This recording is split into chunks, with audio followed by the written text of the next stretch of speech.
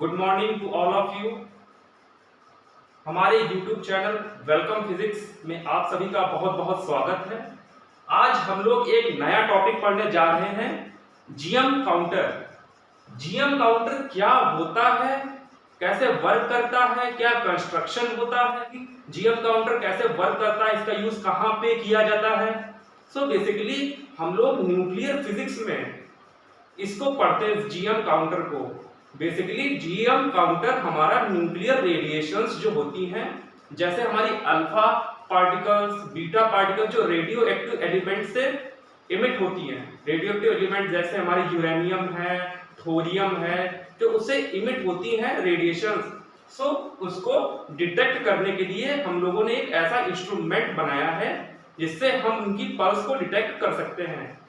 सो 1928 में Geiger and Müller दो scientist थे जिन्होंने इस कंस्ट्रक्शन को किया, इसको डिजाइन किया, इस जीएम काउंटर को बनाया न्यूक्लियर रेडिएशंस को डिटेक्ट करने के लिए।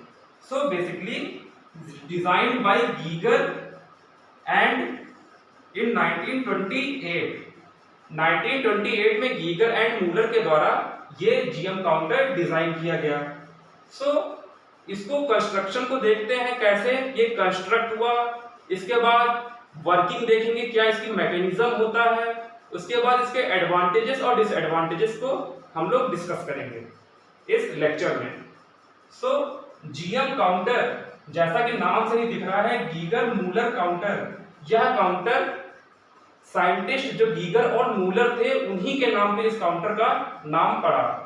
सो गीगर और मूलर काउंटर जो होता है वो हमारी न्यूक्लियर डिटेक्टर होता है जो हमारी न्यूक्लियर रेडिएशंस को डिटेक्ट करता है। जैसे न्यूक्लियर रेडिएशंस हमारी होती हैं अल्फा पार्टिकल्स, बीटा पार्टिकल्स और गामा पार्टिकल्स। सो इसका मेन फंक्शन यही होता है कि यह न्यूक्लियर रेडिएशंस को डिटेक्ट करता है। इसका कंस्ट्रक्शन, इसकी वर्किंग मैकेनिज्म हम लोग इसी लेक्चर में डिस्कस करेंगे कि क्या इसका कंस्ट्रक्शन है, कैसे ये बना है। सो कंस्ट्रक्शन को जान लेते हैं कि जीएम काउंटर कैसे कंस्ट्रक्ट किया जाता है। सो यहाँ पे मैंने कुछ पॉइंट्स को शो किया है कंस्ट्रक्शन में। सबसे पहला पॉइंट है जीएम ट्यूब। यहाँ पे मैंने यहाँ पे डायग्राम में शो किया है जीएम ट्यूब को। ये हमारी जीएम ट्यूब है जो कि हॉलो मेटालिक ट्यूब है, एक मेटालिक एलिमेंट की बनी हुई है हॉलो, जो कि खोखली एक ट्यूब हमने ली है जो कि यहाँ पे कैथोड का वर्क करती है। कैथोड जो यहाँ पे सर्किटरी को शो किया गया है। सो बेसिकली जो हमारा जो एनोड है, एनोड जो है वो हमारी टंगस्टन रॉड है, उसको हम एनोड की तरह वर्क कराते हैं। और यहाँ पे कैथोड जो कि हमारी जो सरफेस है मेटालिक सरफेस ट्यूब की है, वो एक कैथोड की तरह वर्क करती है। इसके अंदर एक गैस का मीडियम भरा है जो यहाँ पे हमारी हॉलो सिलेंडर या इसको ट्यूब कह सकते हैं। जो हमारे हॉलो ट्यूब है, गैस का ट्यूब है, इसके अंदर एक गैस को हम लोग फिल कर देते हैं जिसमें हमारी 90% ऑर्गन गैस होती है और 10% एथेनॉल होती है। एथेनॉल का मतलब यहाँ पे अल्कोहल।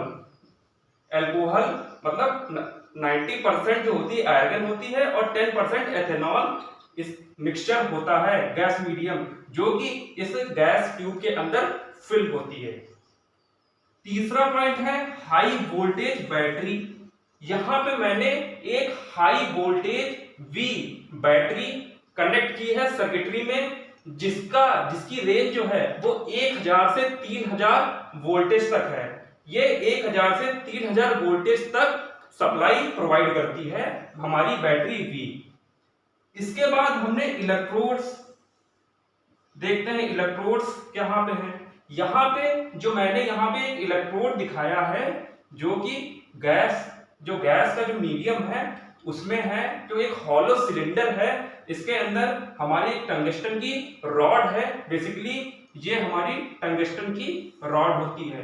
टंगस्टन की रॉड इसलिए बनाई जाती है क्योंकि इसका जो मेल्टिंग पॉइंट होता है वो काफी ज्यादा होता है। इसलिए हम लोग टंगस्टन मेटल का यूज करते हैं।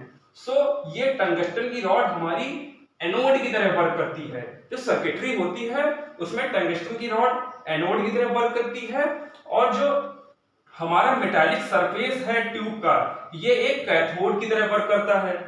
सो यहाँ पे अगला पॉइंट देखते हैं, लोड आरएल। यहाँ पे एनोड और कैथोड को आरएल से कनेक्ट कर देते हैं। आरएल बेसिकली एक हमारा लोड है जिसके अक्रॉस हम लोग पल्स को डिटेक्ट कर सकते हैं। सो यहाँ पे मैंने एक आरएल लोड को लगा दिया है जो कि 100 मेगा ओम का है। ये काफी ज्यादा हाई रेजिस्टेंस का होता है। सो इसके अक्रॉस मैंने एक डिवाइस को कनेक्ट किया है जो कि पल्स को डिटेक्ट करने के लिए यूज की जाती है, एम्पलीफायर एंड पल्स काउंटर। ये एक ऐसी डिवाइस है जो आरएल के अक्रॉस कनेक्टेड है, जो पल्स जो हमारी कह सकते हैं न्यूक्लियर रेडिएशन जो फॉल होगी, यहाँ पे जो न्यूक्लियर रेडिएशन जब फॉल होगी यहाँ पे, सो इसको डिटेक्ट करने के लिए हम लोग एक पल्स डिटेक्टर डिवाइस का यूज करते हैं जो आरएल के अक्रॉस कनेक्टेड होती है। सो अगले पार्ट में हम लोग इसके वर्किंग और मैकेनिज्म पे बात करेंगे कि कैसे ये काउंटर वर्क करते हैं। अब हम जीएम काउंटर की वर्किंग मैकेनिज्म को जानते हैं कि ये कैसे वर्क करता है जीएम काउंटर। सो यहाँ पे मैंने फिगर में शो किया है, यहाँ पे जब कोई भी न्यूक्लियर रेडिएशन जैसे alpha particles, beta particles, gamma radiation, जब कोई भी न्यूक्लियर रेडिएशन जब फॉल होती है हमारी जीएम काउंटर पे, सो जीएम काउंटर पे फॉल होने के बाद जो इसके अंदर का जो गैस का मीडियम होता है हमारा, जो ट्यूब के अंदर जो गैस का मीडियम जो फिल होता है 90% ऑर्गन और 10% एथेनॉल का जो मिक्सचर होता है, जो गैस मीडियम भरा होता है ट्यूब के अंदर, सो जब यहाँ पे न्यूक्लियर रेडिएशन जब इसके अंदर आती है ट्यूब के अंदर, सो यहाँ पे एक गैस का आयोनाइजेशन प्रोसेस होता है। गैस हमारी यहाँ पे आयोनाइज हो जाती है। सो यहाँ पे जब गैस हमारी आयोनाइजेशन यहाँ पे गैस का होता है, सो गैस हमारी इलेक्ट्रॉन एंड पॉजिटिव आयन में टूट जाती है, ब्रेकअप हो जाता है एटम का।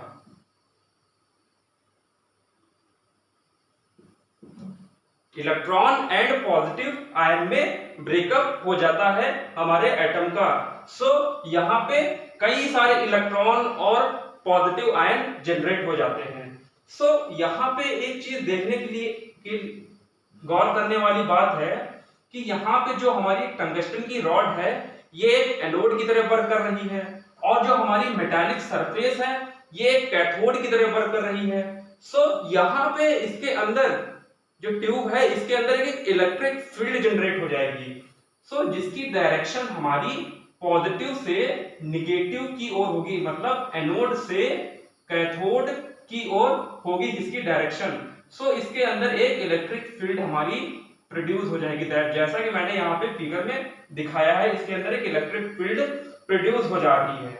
सो यहाँ पे जो इलेक्ट्रॉन है, जो इलेक्ट्रॉन का जो मूवमेंट होता है वो इलेक्ट्रिक फील्ड की अपोजिट डायरेक्शन में होता है। जैसा कि हम लोगों ने, मैं यहाँ पे दिखाता हूँ, जैसे कोई भी यहाँ पे पॉजिटिव चार्ज है, यहाँ पे निगेटिव है, सो इलेक्ट्रिक फील्ड हमारी पॉजिटिव से निगेटिव होती है, और जो इलेक्ट्रॉन का जो मूवमेंट होता है वो हमारा opposite to the electric field होता है। सो यहाँ पे जो इलेक्ट्रॉन प्रोड्यूस होंगे आयोनाइजेशन की वजह से, सो इलेक्ट्रॉन हमारे एनोड की तरफ मतलब कहने का अर्थ है कि यहाँ पे इलेक्ट्रिक फील्ड की अपोजिट डायरेक्शन में मूव करेंगे और एनोड पे इकट्ठा हो जाएंगे, और जो हमारे जो पॉजिटिव आयन है ये हमारा कैथोड की ओर मूव करेगा और कैथोड की सरफेस पे एक्युमुलेट हो जाएगा, एकत्रित हो जाएगा। सो यहाँ पे इलेक्ट्रॉन्स फ्लो होने लगेंगे सर्किट में, और यहाँ पे पॉजिटिव आयन हमारा एक्युमुलेट हो जाएगा, कह सकते हैं मेटालिक सरफेस पे। सो इसके बाद आयोनाइजेशन होने के बाद क्या होता है, आयोनाइजेशन के बाद हमारे इलेक्ट्रॉन और पॉजिटिव आयन प्रोड्यूस हो जाते हैं। सो इसके बाद यहाँ पे एक और मैकेनिज्म होती है जो यहाँ पे इलेक्ट्रॉन और पॉजिटिव आयन है, जब ये इसके अंदर मूव करते हैं सो इलेक्ट्रॉन के पास भी काफी एनर्जी होती है। सो ये दूसरे गैस के एटम्स को फर्दर इलेक्ट्रॉन और पॉजिटिव आयन में ब्रेकअप कर देते हैं, जैसा कि मैं दिखाना चाह रहा हूं। थोड़ा सा रुकिए, मैं यहीं पे दिखा दे रहा हूं। जैसे कोई भी गामा कह सकते हैं, कोई भी एनर्जी रेडिएशंस जब हमारी आती हैं, फॉल होती हैं जीएम काउंटर पे, सो इसमें हमारा electron and positive ion breakup हो जाता है। सो इलेक्ट्रॉन के पास भी एनर्जी होती है जब ये मूव करता है एनोड टर्मिनल की तरफ। एनोड की जो यहाँ पे रॉड है जो इसकी तरफ मूव करता है इलेक्ट्रिक फील्ड की अपोजिट डायरेक्शन में। सो यहाँ पे इलेक्ट्रॉन के पास भी काफी एनर्जी है, जो जब इलेक्ट्रॉन मूव करता है तो ये फर्दर गैस के जो एटम्स हैं उनको इलेक्ट्रॉन और पॉजिटिव आयन में ब्रेकअप कर देता है। सो यहाँ पे इलेक्ट्रॉन पॉजिटिव आयन फिर से ब्रेकअप हो जाता है। सो ये कंडीशन हमेशा होती रहती है। ये वाला इलेक्ट्रॉन फिर से एटम को ब्रेकअप कराता है। सो ये कंडीशन चलती रहती है। इलेक्ट्रॉन ये टूटता है, इलेक्ट्रॉन ये भी इलेक्ट्रॉन में टूटता है, फिर ये फर्दर इलेक्ट्रॉन में टूटता है, ये भी इलेक्ट्रॉन में टूटता है। सो ये प्रोसेस हमारा पॉजिटिव आयन भी यहाँ पे टूटता है साथ ही में। सो ये प्रोसेस हमेशा चलता रहता है, जिसको हम लोग टाउनसेंड एवलांच कहते हैं। तो हम लोग अब टाउनसेंड एवलांच के बारे में जानेंगे कि टाउनसेंड एवलांच क्या होता है। सो यहाँ पे मैंने एक फिगर को बनाया, जैसा कि मैंने अभी बताया था कि टाउनसेंड एवलांच बेसिकली जो हमारा जीएफ काउंटर होता है वो टाउनसेंड एवलांच के प्रिंसिपल पर ही बेस्ड होता है। अब टाउनसेंड एवलांच क्या होता है? सो मैंने यहाँ पे दिखाया है, यहाँ पे कैथोड की प्लेट है जो कि ये है, जो यहाँ पे ये मेटेलिक सरफेस थी जो कैथोड का वर्क कर रही थी। सो मैंने यहाँ पे एक कैथोड की प्लेट बनाई है। इसके बाद ये एक एनोड की प्लेट है जो कि पॉजिटिव प्लेट का वर्क कर रही है, और कैथोड की प्लेट हमारी निगेटिव प्लेट का वर्क कर रही है। सो इलेक्ट्रिक फील्ड भी जनरेट होगी जिसकी डायरेक्शन हमारी पॉजिटिव डायरेक्शन से निगेटिव डायरेक्शन की ओर होगी।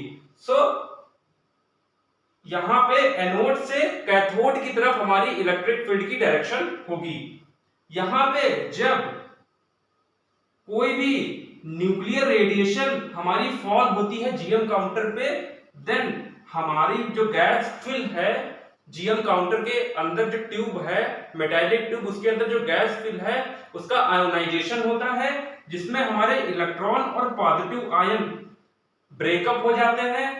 जो फर्दर इलेक्ट्रॉन जो होता है इसके पास एनर्जी होती है, काफी एनर्जी होती है, जो दूसरे गैस मॉलिक्यूल या एटम से कॉन्ट्रैक्ट इंटरेक्शन में आने के बाद, दूसरे मॉलिक्यूल से इंटरेक्शन में आने के बाद इलेक्ट्रॉन और पॉजिटिव आयन में फिर से ब्रेकअप हो जाता है। ये प्रोसेस फर्दर चलता ही रहता है, जैसा कि मैंने यहाँ पे शो किया है। इलेक्ट्रॉन फिर टूट गया, फिर इलेक्ट्रॉन और पॉजिटिव आयन में टूटा। सो पॉजिटिव आयन जो है वो मूव करेंगे कैथोड की ओर, कैथोड की ओर पॉजिटिव आयन मूव करेगा, और जो इलेक्ट्रॉन है ये हमारा opposite to the electric field move करेगा। इलेक्ट्रिक फील्ड इस डायरेक्शन में है तो हमारा इलेक्ट्रॉन इस डायरेक्शन में मूव करेगा। सो यहाँ पे टाउनसेंड एवलांच इसी प्रोसेस पे डिपेंड करता है हमारा जीएम काउंटर। सो इसके बाद ये प्रोसेस होने के बाद हमारा जो सर्किटरी है इसमें करंट या कह सकते हैं करंट फ्लो हो, इलेक्ट्रॉन्स फ्लो होने लगते हैं।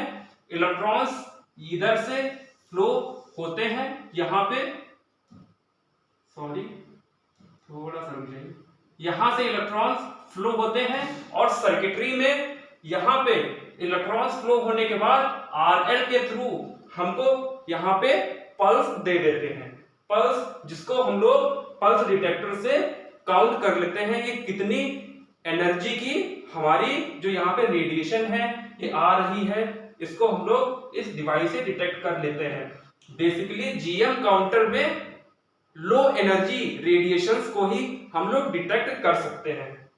सो यहाँ पे जो बैटरी लगी हुई है, इससे हमारे इलेक्ट्रॉन निकलते हैं और यहाँ पे फिर से यहाँ पे जो हमारे चार्जेस मैंने अभी बताया था आपको, यहाँ पे जो पॉजिटिव आयंस हैं ये हमारे सरफेस पे एक्युमुलेट हो जाते हैं, एकत्रित हो जाते हैं। सो यहाँ पे जो इलेक्ट्रॉन्स हैं ये जब जाते हैं तो यहाँ पे एक रिकॉम्बिनेशन का प्रोसेस होता है।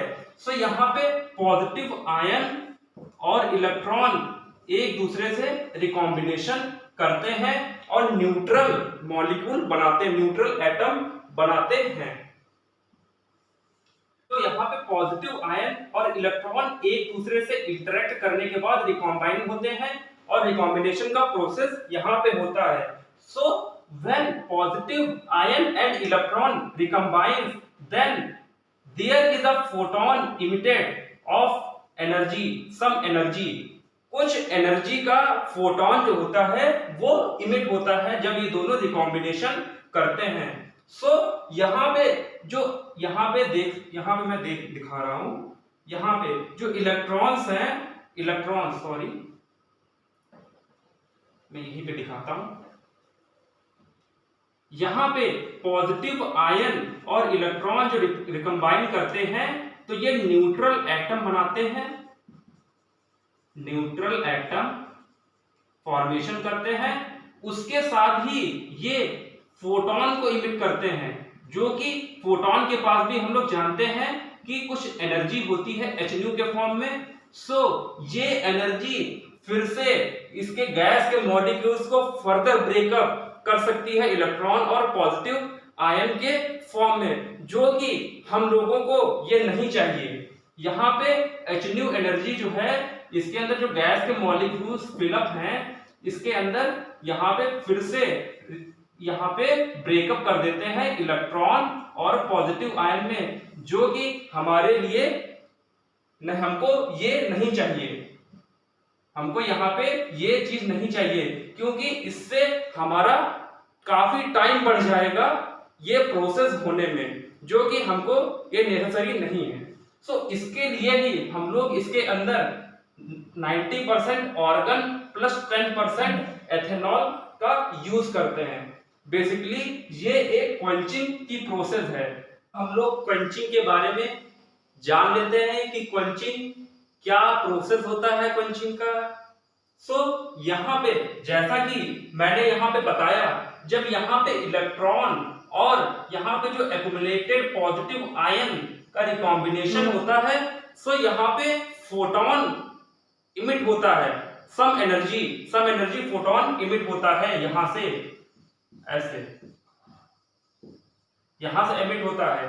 जब ये फोटोन के पास भी कुछ एनर्जी होती है, जो फर्दर जो गैस के मॉलिक्यूल्स होते हैं फिर से ब्रेकअप कर देता है उनका इलेक्ट्रॉन और पॉजिटिव आयन में, जो कि ये हम लोगों के लिए वांटेड कंडीशन नहीं है। हमको ये कंडीशन नहीं चाहिए कि यहाँ पे फिर से यहाँ पे फर्दर ब्रेकअप हो इलेक्ट्रॉन और पॉजिटिव आयन का, क्योंकि यहाँ पे ये हमारे जो कह सकते हैं जीएम काउंटर का जो टाइम है वर्क करने का, प्रोसेस करने का, उसको बढ़ा देता है। यहाँ पे सिंपली हमको काउंट तो मिल ही चुकी है, सो इस प्रोसेस का कोई यहाँ पे ज्यादा वर्क नहीं है। सो ये हमारे लिए अननेसेसरी प्रोसेस यहाँ पे हो रहा है। सो इससे बचने के लिए हम लोग क्वेंचिंग प्रोसेस का यूज करते हैं। बेसिकली क्वेंचिंग जो है 2 टाइप्स की होती है। एक एक्सटर्नल क्वेंचिंग होती है, जैसे कि मैंने यहाँ पे शो किया है, एक इंटरनल क्वेंचिंग होती है, एक एक्सटर्नल क्वेंचिंग होती है। तो यहाँ पे इंटरनल क्वेंचिंग होती है, इसको हम लोग केमिकल क्वेंचिंग भी कहते हैं। केमिकल क्वेंचिंग, ये केमिकल क्वेंचिंग क्या होती है, यहाँ पे हमारा जो गैस मीडियम है, इसमें हम लोग 90% आर्गन और 10% एथेनॉल का मिक्सचर जो है वो इसके अंदर फिलअप कर देते हैं इस हिसाब से, जिससे यहाँ पे हमारा कह सकते हैं जो गामा फोटोन है ये इस मिक्सचर के द्वारा एब्जॉर्ब कर लिया जाता है बाय वाइब्रेशनल एनर्जी,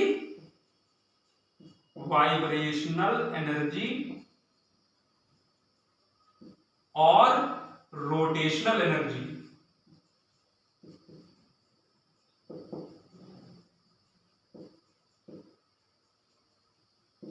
जो ये मिक्सचर होता है, दोनों चीजों का जो मिक्सचर होता है, ये हमारे कह सकते हैं जो फोटोन होता है उसको ये वाइब्रेशनल एनर्जी और रोटेशनल एनर्जी के फॉर्म में एब्जॉर्ब कर लेते हैं एनर्जी को, जिससे फर्दर इलेक्ट्रॉन और पॉजिटिव आयन में ब्रेकअप मॉलिक्यूल का, गैस मॉलिक्यूल का नहीं होता है।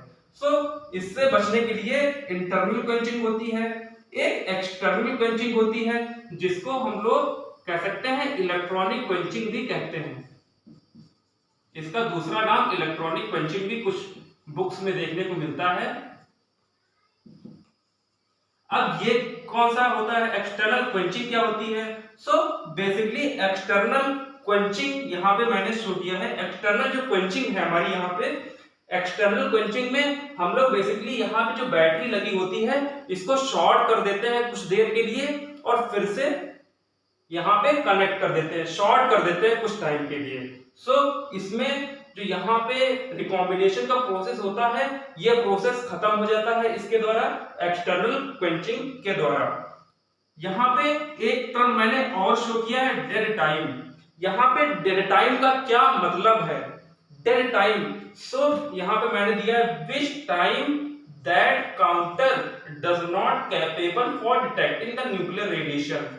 यहाँ पे ये काउंटर की एक डिसएडवांटेज भी कह सकते हैं कि जब कोई भी एक रेडिएशन यहाँ पे फर्दर यहाँ पे पड़ती है जीएम काउंटर पे, इस रेडिएशन का जब तक पूरा प्रोसेस नहीं हो जाएगा, यहाँ पे इसके अंदर इलेक्ट्रॉन्स यहाँ पे इस पे आते हैं, फिर यहाँ पे एक्युमुलेट होता है चार्ज हमारा पॉजिटिव आयन, फिर ये फर्दर प्रोसेस होता है, यहाँ पे हमको काउंट मिल जाती है, पल्स मिल जाती है। ये जब तक फर्दर पूरा प्रोसेस नहीं हो जाता तब तक हम दूसरी रेडिएशन को कह सकते हैं, पल्स को, दूसरी रेडिएशन की जो एनर्जी की पल्स है उसको डिटेक्ट नहीं कर सकते हैं।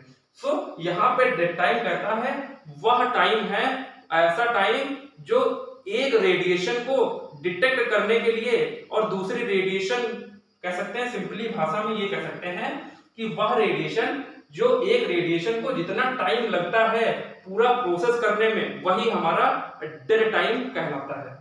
यहाँ इसको हम टीडी से शो करते हैं, टीडी से डेड टाइम को शो करते हैं। आगे हम लोग इसके जीएम काउंटर के एडवांटेजेस और डिसएडवांटेजेस के बारे में चर्चा करेंगे। जीएम काउंटर के एडवांटेजेस और डिसएडवांटेजेस जान लेते हैं कि इसके क्या एडवांटेजेस हैं और ये इसके क्या डिसएडवांटेजेस हैं।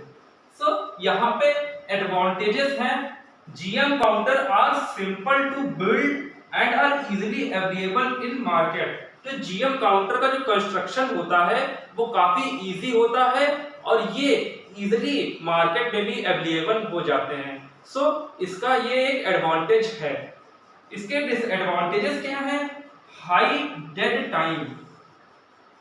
इसके जीएम काउंटर का डिसएडवांटेजेस यही है, सबसे बड़ा डिसएडवांटेज यही है जीएम काउंटर का, जो इसका डेड टाइम होता है वो काफी हाई होता है। इसका डेड टाइम जो होता है वो होता है हमारा 200 माइक्रोसेकंड से 300 माइक्रोसेकंड तक, जो कि काफी ज्यादा है यहाँ पे हाई डेड टाइम। यहाँ पे दूसरा डिसएडवांटेजेस ये है, it cannot distinguish between the energies of the two different nuclear particles। यहाँ पे जैसा कि मैंने अभी बताया था कि जो यहाँ पे जो जीएम काउंटर है ये हमारी लो एनर्जी न्यूक्लियर रेडिएशंस को डिटेक्ट कर सकता है और यहाँ पे न्यूक्लियर जो रेडिएशंस होती हैं उनकी जो डिफरेंट एनर्जीज होती हैं उसको ये नहीं बता पाता है, उसको यहाँ पे एनर्जीज को डिस्टिंग्विश नहीं कर पाता है। जैसा कि दिखाया मैंने यहाँ पे can not distinguish energies of two different nuclear particles. ये अलग अलग न्यूक्लियर पार्टिकल्स की एनर्जीज को डिफाइन या डिस्टिंग्विश नहीं कर पाता। ये डिटेक्ट तो कर लेता है मगर डिस्टिंग्विश नहीं कर पाता है कि ये कितने एनर्जी की न्यूक्लियर रेडिएशन है, ये कितने एनर्जी की रेडिएशन है, ये केवल डिटेक्ट कर सकता है न्यूक्लियर रेडिएशन को। सो इसमें यहाँ पे दो डिसएडवांटेजेस मेनली हैं, एक dead time, high dead time है, और एनर्जी को डिस्टिंग्विश नहीं कर पाता है न्यूक्लियर रेडिएशंस की। वो ने जीएम काउंटर के बारे में सारी चीजें डिस्कस कर ली हैं, इसका कंस्ट्रक्शन, इसकी वर्किंग, इसकी मैकेनिज्म क्या है, ये किस प्रिंसिपल पे बेस्ड है जीएम काउंटर, इसके एडवांटेजेस क्या हैं, डिसएडवांटेजेस क्या हैं, हमने सारा जीएम काउंटर के बारे में सब कुछ जान लिया है कि जीएम काउंटर क्या होता है, कैसे वर्क करता है। सो अगले लेक्चर में हम लोग सिमुलेशन काउंटर के बारे में पढ़ेंगे, जो कि काफी ही अच्छा इंटरेस्टिंग टॉपिक है, और जिसके जो डिसएडवांटेजेस हैं वो उसमें फर्दर सही किए गए हैं। इसमें जो डिसएडवांटेजेस हैं उसमें सही करने की कोशिश की गई है। सो हम लोग अगला लेक्चर सिमुलेशन काउंटर पढ़ेंगे। तब तक के लिए नमस्कार।